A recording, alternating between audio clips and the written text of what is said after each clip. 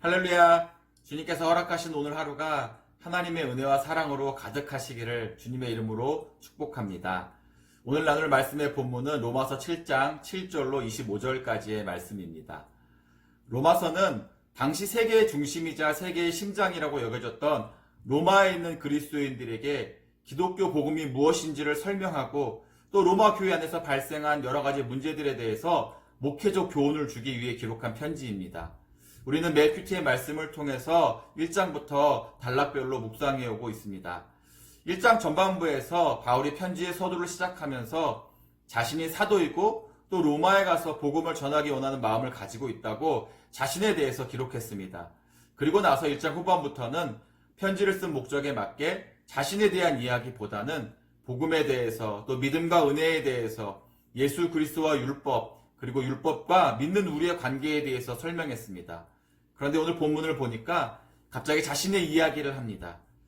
어찌 보면 좀 뜬금없는 고백처럼 보이기도 합니다. 여러분, 바울이 어떤 사람인지 잘 아시죠? 사도행전 9장에는 바울의 회심 사건이 잘 기록되어 있습니다.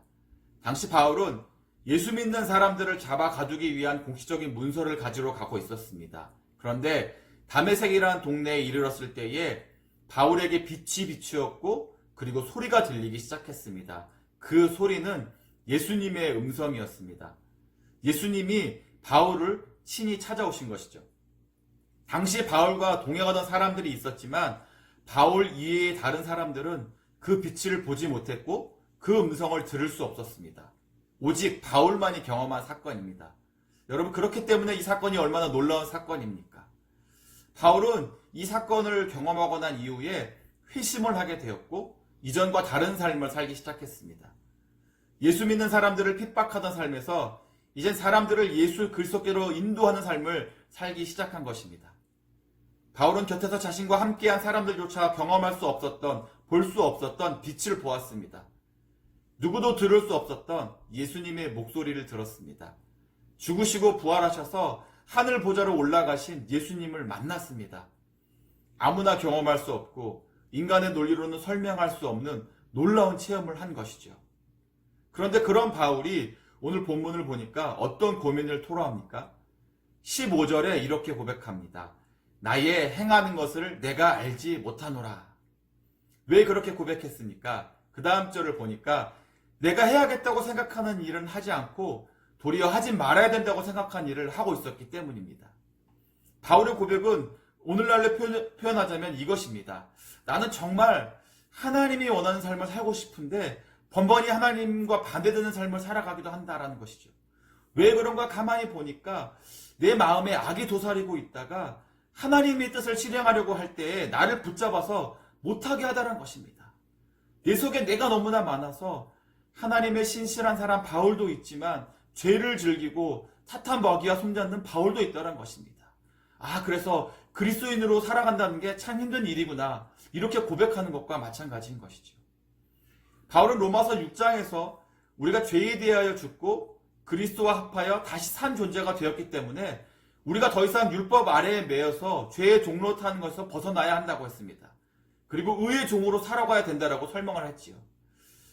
사실 바울 정도로 놀라운 경험과 영적 체험을 하고 나면 그가 말한 것처럼 거의 완벽에 가까운 신앙인의 삶을 살아냈어야 하는 것이 마땅한 것이 아닌가라는 생각을 해보게 됩니다. 그런데 오늘 본문을 보니까 그렇지 않더란 것이죠. 6장에서 그렇게 설명하고 7장에 와서는 자신의 고민을 말하면서 자신의 연약함을 고백하고 있는 것입니다. 사실 이런 바울의 고민이 얼마나 이해가 되는지 모릅니다. 목사이기 때문에 더 그렇습니다.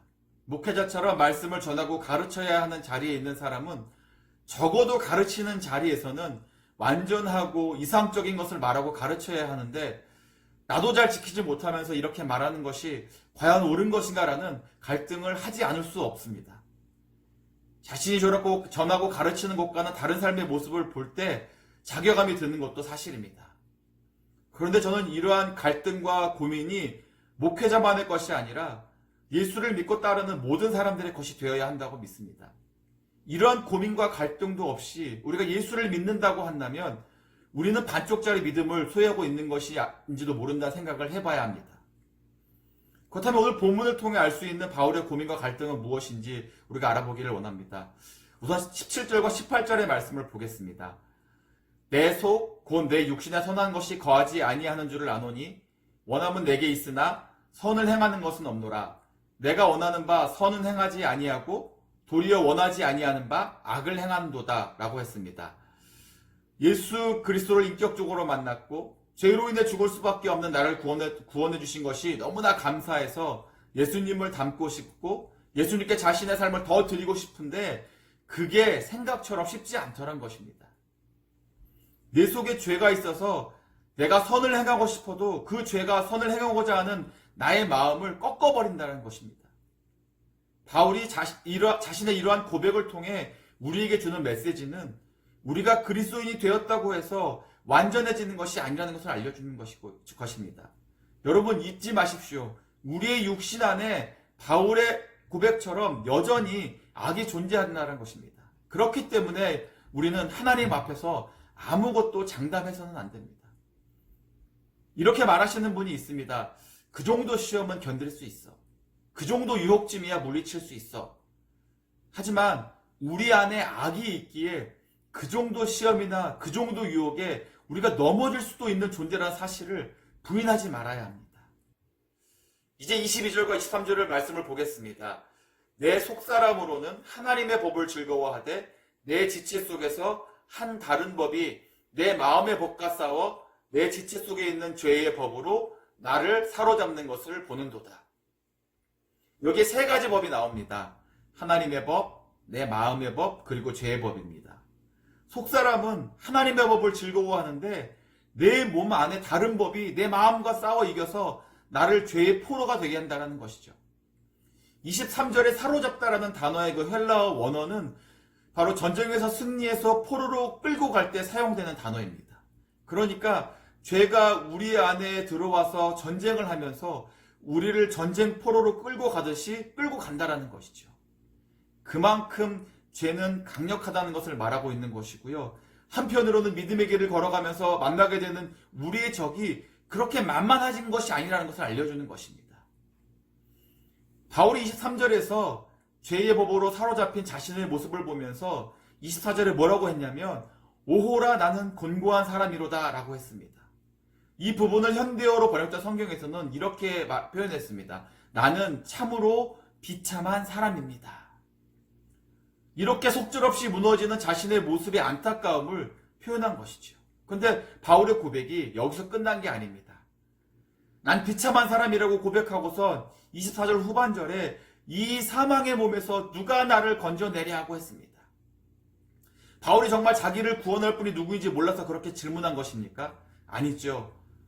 로마서를 읽은 로마의 교인들이 내가 1장부터 6장까지의 복음에 대해서, 구원에 대해서, 의에 대해서, 거듭남에 대해서 열심히 설명했지만 그래도 나도 죄를 범하기도 하고 믿음에 실패하기도 한다는 것을 알려주면서 그러한 상태에 있는 나를 여전히 구원해 주실 분은 우리 구주 예수 그리스도 한 분밖에 없음을 강조하고 있는 것입니다.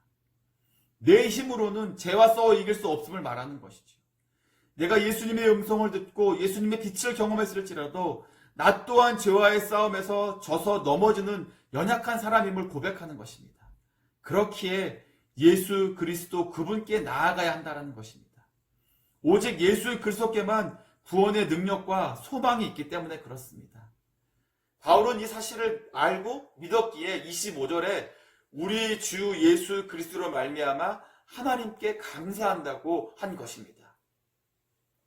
오늘 본문에 나오는 바울의 모습은 오늘을 살아가는 우리의 모습과 다르지 않습니다. 성도로서 죄와 싸우며 예수님을 닮아가려고 노력하지만 때론 죄로 인해서 넘어지기도 하고 다시 일어나 또 싸우며 나아가는 바울의 모습이 지금 우리의 모습입니다. 히브리서 4장 15절은 이렇게 말씀합니다. 우리에게 있는 대제사장은 우리의 연약함을 동정하지 못하실 리가 아니요 모든 일에 우리와 똑같이 시험을 받으시노되 죄는 없으시니라. 그렇기 때문에 계속해서 16절에 이렇게 말씀하지요. 그러므로 우리는 긍휼하심을 받고 때를 따라 돕는 은혜를 얻기 위하여 은혜의 보좌 앞에 담대히 나아갈 것이니라. 오늘 하루 혹시 우리의 연약함으로 인하여 죄로 말미암아 넘어질지라도 결국에는 나를 붙들어 일으켜 세우시며 이기도록 만들어주실 예수님을 인하여 감사하는 우리 모두가 되시기를 주님의 이름으로 간절히 축원합니다.